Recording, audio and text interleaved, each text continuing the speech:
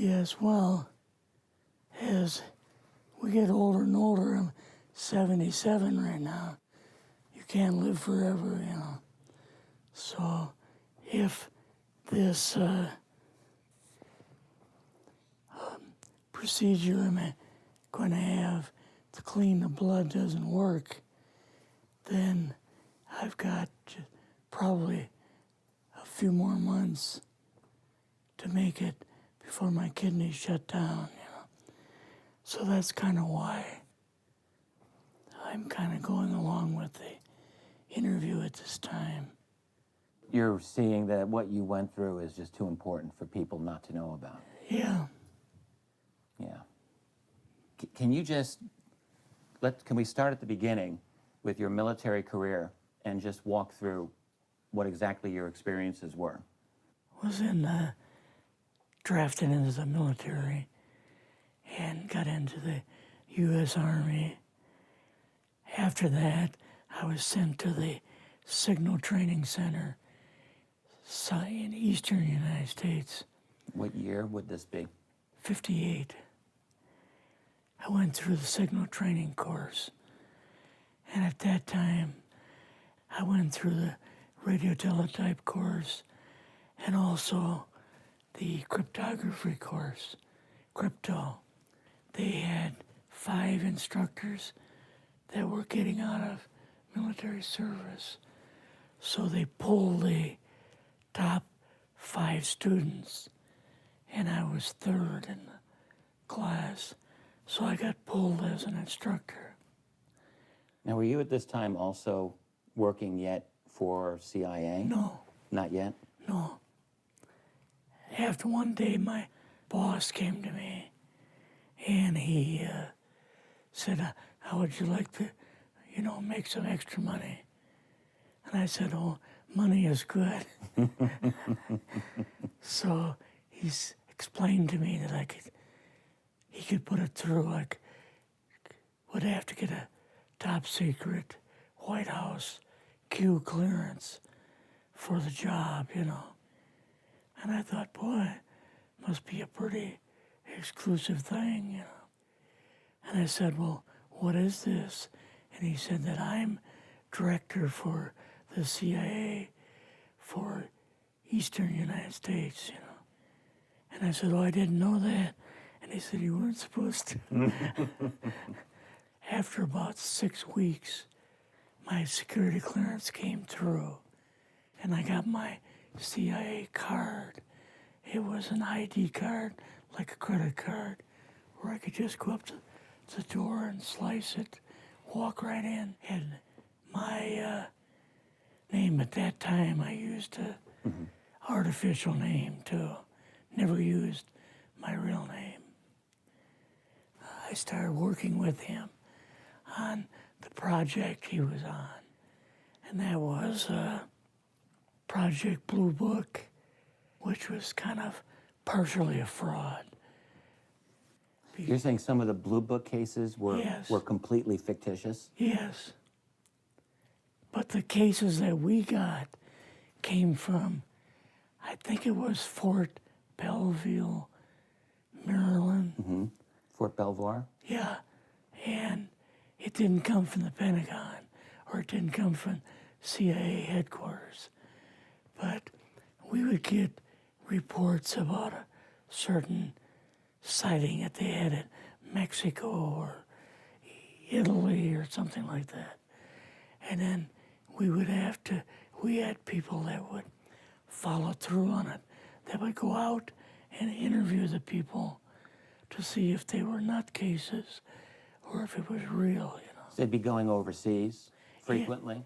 I wasn't, but I always stayed statewide. But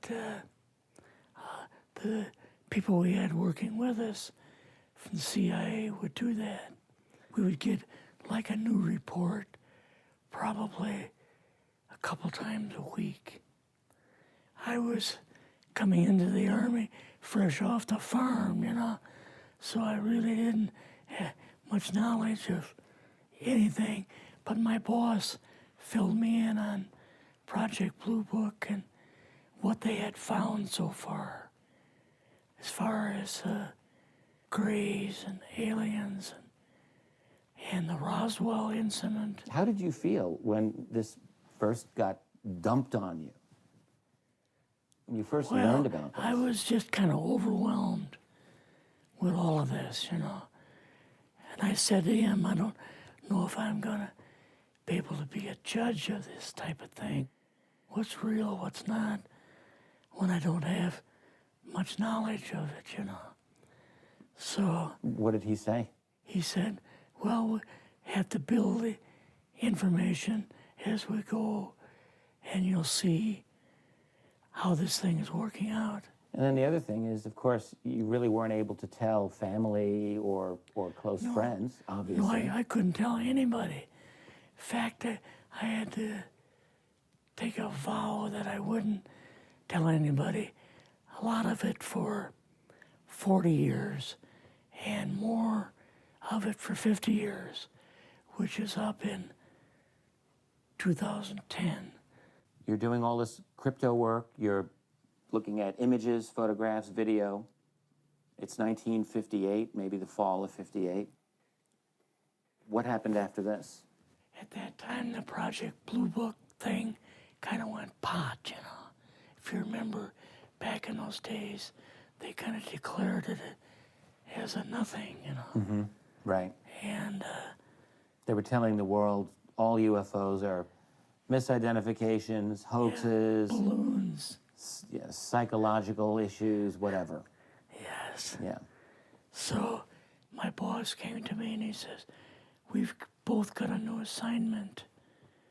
And he says, oh, I said, where are we going? Oh, he says, we're going to the Capitol. We're going to be part of the Eisenhower push. He's trying to find out something all about these aliens that MJ-12 was supposed to find out, but never sent back reports to him. The MJ-12, the UFO control group, were they calling it MJ-12 at that time? Yes.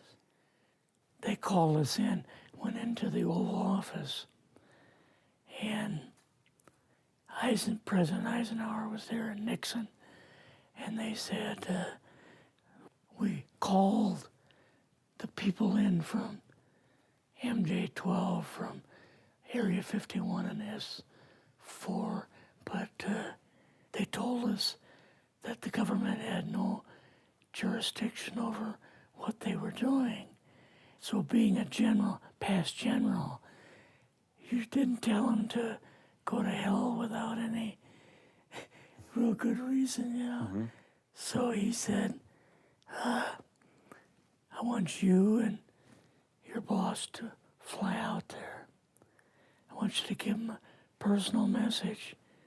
And he says, I want you to tell them, whoever is in charge, tell them that to get in, they have this coming week, to get into Washington and to report to me. And if they don't, I'm going to get the First Army from Colorado, and we're going to go over, we're going to take the base over. I don't care what kind of classified material you got. We're going to rip this thing apart. Eisenhower was going to invade Area 51. Yeah, with the First Army. So you go out with your superior. Yes. You fly out. You land. What happens? Can you describe this whole process, what you saw? They took us the 13 or 15 miles south to S4 and like different garage door openings. Okay. And in these garage door openings, they had like different saucer crafts. The very first one had the Roswell craft in. It was kind of crashed up, but apparently every alien that was in it died except for a couple. So you see the Roswell craft, and what are some of the others that you see? Well, the Roswell craft was really strange because it looked like real heavy aluminum foil. We could rock next to it, and you could rock it. The whole thing probably weighed 150, 300 pounds. Could they tell what the source of power was of this craft? Yeah, it was like a reverse gravitational thing of some kind. In fact, one later on, I got the mathematical code for reversing gravity in a 3x5 card. I guess there are different types of grays and so on. How did you see that evidence? Well, at the later on at S4, we viewed the autopsy film, and then the colonel said, "What we've got in here is we're interviewing a gray alien." All right, right there. How did you feel at that moment? Well, I thought, boy, we had no idea we were going to see the real thing. All we saw was film. You had to have a little bit of heart racing at that Yes. moment. My boss was able to go in and had like a partial interview with him. So what did this gray alien look like? Could you describe him a little bit? This one looked a little bit oriental. So I'm just wondering if it looked almost human, what about this didn't look human?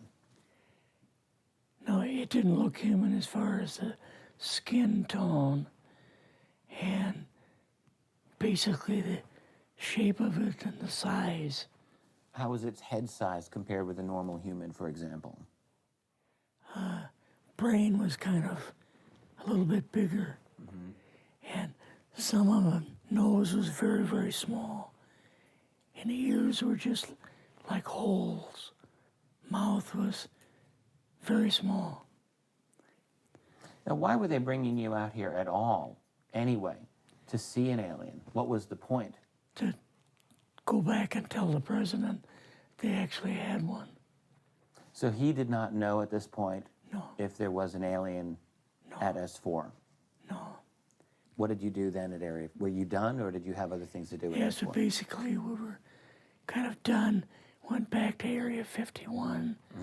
They took us into the main building, and there we saw a U-2, which of course we didn't know existed. And a model of the SR-71. Yeah, the Blackbird. So, but like I mentioned earlier, it was not a model of the current Blackbird, but It's later an earlier Blackbird, version. but an early version. Did you go directly to Washington after this? Yes. Or did you go somewhere else? How did they get, did you fly regular airline or?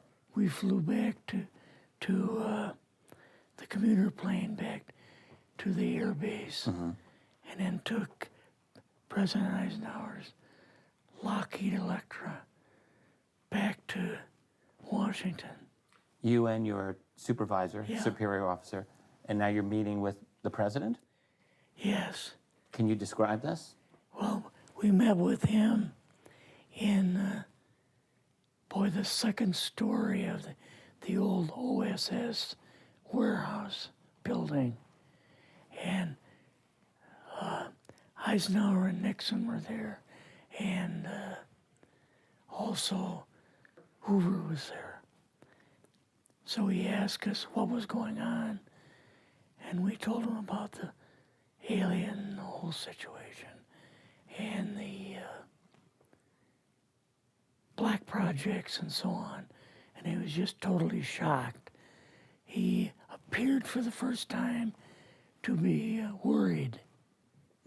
You know, like he was worried. I would think that Eisenhower would, I mean, he certainly knew that flying saucers were real. Yes. He knew that there were aliens. So I guess I'm just wondering, what would he have been, really surprised about? Surprised about the black programs. Eisenhower said, got to keep this thing completely secret. You know, can't talk about this. Your actual name is, I mean, the name you grew up with, that was a different name than what you Yes. had in the... I never used it in the CIA at all. Now, what about today? You're going on the public record, and this is still sensitive information, even though earlier you talked about, you know, security oaths that maybe expire after a certain period of 50 time, years. but you're still concerned. Linda Motenau's phone call, her phone was tapped, and they got my phone number, and through the telephone company, they're able to find me, and so on. When they found you, what happened? I was going to a grocery store. Two guys in a black suits come out of a black Lincoln town car and came over to see me. And they told me that I better not publish anything or talk to Linda about any more things. So at that time, I did, you know, I stopped.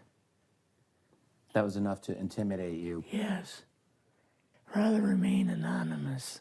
Never show my face on anything. Really, thank you for doing this.